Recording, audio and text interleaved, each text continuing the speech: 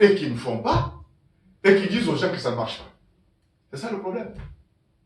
Vous avez n'importe quel type de stérilité, quand les obstacles sont mécaniques ou bien sécrétoires, vous devez passer par l'assistance médicale. Je disais donc, qu'à l'assistance médicale, il n'y a pas que les fécondations in vitro. Le traitement même des défauts de sécrétion des hormones, c'est l'assistance médicale.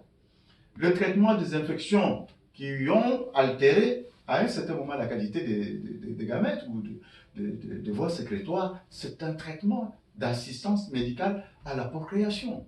Mais c'est quand on a des obstacles mécaniques qu'on est obligé de contourner. Qu'est-ce que nous faisons? Qu'est-ce que je fais? Je contourne tout simplement les trompes. On sait que le spermatozoïde doit passer par les voies génitales, pénétrer au niveau de l'utérus, aller à l'intérieur, prendre le trajet d'une des trompes, arriver à l'extrémité, là où il va rencontrer l'œuf, l'ovocyte, qui vient de l'ovaire qui a été libéré. Ça doit se faire le jour même de l'ovulation, parce que dans les 13 heures qui suivent, l'ovocyte ne sera plus fécondable. Vous comprenez? Si cela n'a jamais été fait, si ça n'avait pas réussi depuis 1 an, 2 ans, 12 ans, comment espérez-vous que vous allez le faire en débouchant les trompes? Cette trompe est vivante. Elle va chercher là où il faut. S'il y a un côté qui est bouché, d'accord, le côté qui est sain va venir chercher les ovocytes du côté qui est bouché. La trompe est vivante. Il y a des portions de trompe qui ont leur tâche. Il y en a une qui est musculaire, elle fait pousser. Il y en a une qui est sécrétoire, elle nourrit. Il y en a où il y a des cils vibratiles qui poussent dans un sens pour aller du côté de l'ovocyte pour le prendre et qui poussent dans le sens contraire pour le ramener. C'est vivant. C'est l'œuvre de Dieu, ça, c'est vivant.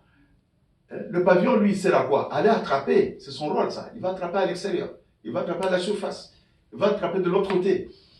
Donc, vous comprenez qu'il ne suffit pas de dire tout simplement on fait les traitements, qu'est-ce qu'on fait après? Oui, ça perd du temps aux gens à qui on doit ouvrir les yeux, leur expliquer que c'est ça qui marche pour qu'ils puissent suivre. Retenez que l'infertilité masculine n'existe pas sans l'infertilité féminine. C'est l'infertilité du couple.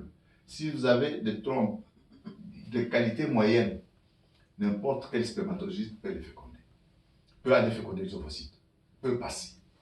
Si les trompes sont bonnes, que le spermatozoïde n'a pas une bonne vitesse, une bonne qualité, il ne va jamais féconder. D'accord? L'important, c'est de réunir les deux là, dans un milieu sain, où il n'y a pas d'infection, où il n'y a pas un obstacle, pour que les deux puissent faire la fécondation. Elle peut donc se faire réellement dans la trompe, ça c'est naturel, ou alors hors de la trompe, quand il y a eu, ça n'a pas été possible par l'aide médicale à la procréation. C'est ça.